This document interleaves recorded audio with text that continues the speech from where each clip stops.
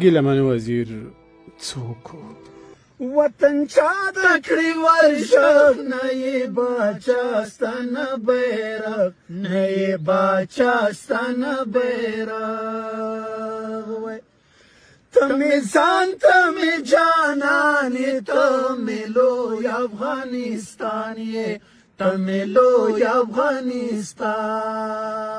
یې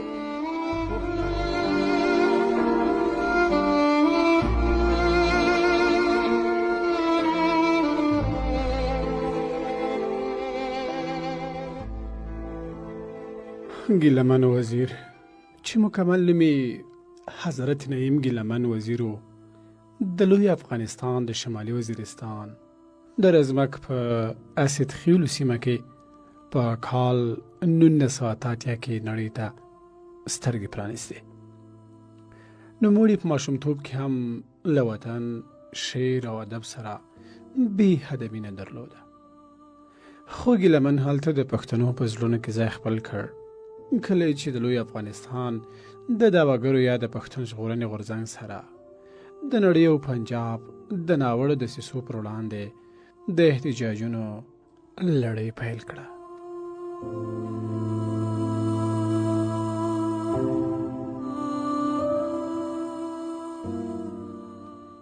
ګیلمن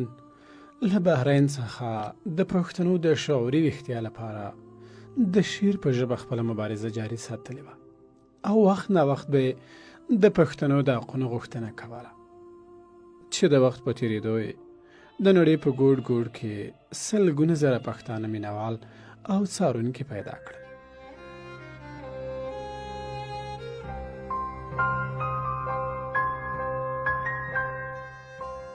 ګیلمن ځان افغان باله او ډیورنډ یې د جبر کرښه بلله په داسې حال کې چې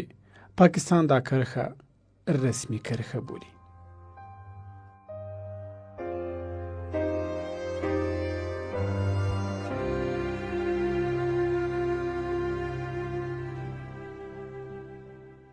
د ګیلمن سیاسي فعالیتونو او مبارزې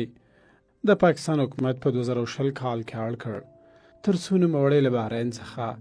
پاکستان ته جبري راوغواړي او د سیاسي فعالیت لپاره په بند محکوم او ممنوع الخروج اعلان کړي. له څه مودې بند تېرولو وروسته ګیلمن د شعر په ژبه د سختو شکنجو کیسه داسې کړې.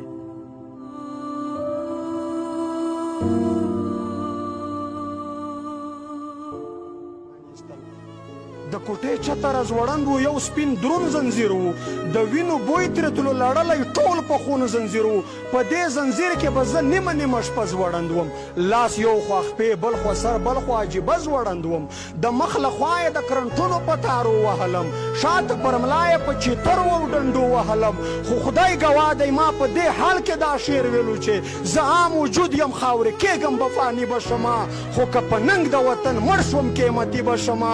کامل اخکر ته زه د سر او ماله تېر ورګډ یم.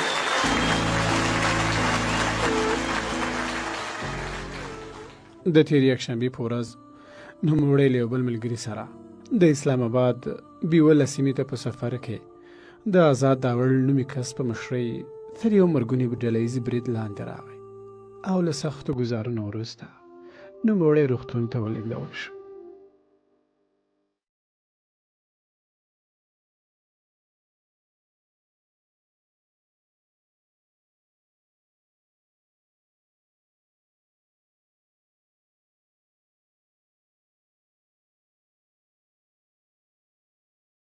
پر ګیلمن دا ناځوان مردانه برید په نړۍ کې له ځان سره د ګڼ شمېر پښتنو غبرګونونه راوپارول او د افغانستان د پخوانیو ولسمشرانو، سیاسیونو، لوبغاړو، هنرمندانو او عامو خلکو له لوري په کلکه وغندل شو. د منظور پښتین په خبره چې ګیلمن د خپلواکۍ لپاره شهادت قبول کړ خو سر یې ټیټ نه کړ او بالاخره د سختو ټپونو له امله خپل روح حق ته وسپاره.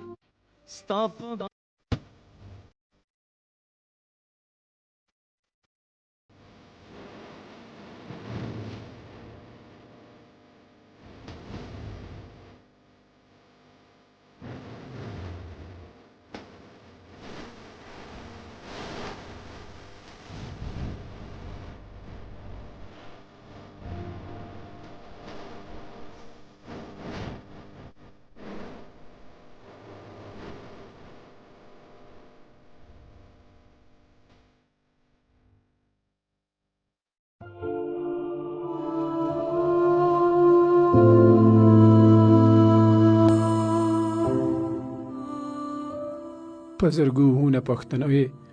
د جنازې مراسم له اسلام آباد څخه تر وزیرستانه بدرګه کړل او ګیلمن یې له ګیلو او د لوی افغانستان له ارمان سره